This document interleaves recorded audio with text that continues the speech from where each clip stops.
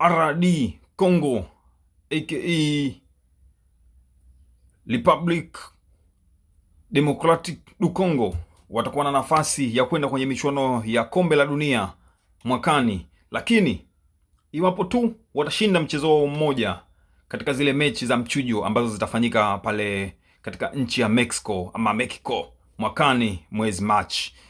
Congo wana nafasi ya kukutana na New Caledonia kutoka Oceania, kutoka CONCACAF watakutana na Suriname ama Jamaica, wakati kutoka CONMEBOL watakutana na Bolivia. Yes, hawa ndio wapinzani wa Congo kwenye michuano hii.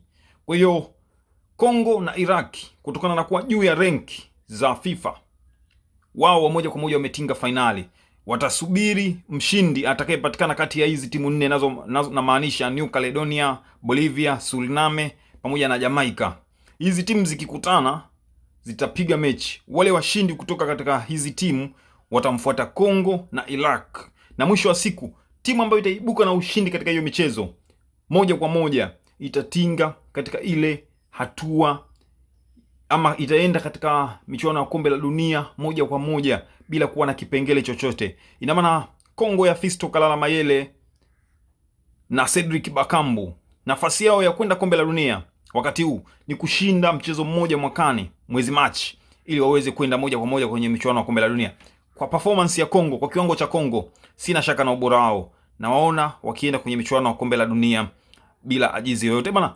Kama wewe umeshachoka uliwa kila siku kwenye mikeka nini na nini, kuna group hapa na kutajia namba, nenda ka join kule, unakutana na odds za kibabe, unaweka mzigo, mwisho wa siku unaishi fresh. Kwa wale wazee wa mikeka, namba ni 0690663661. Tuma SMS huko, namba hii hapo unaiona napita hapa. Tuma SMS huko niunge, itakuja link moja kwa moja, utajoin.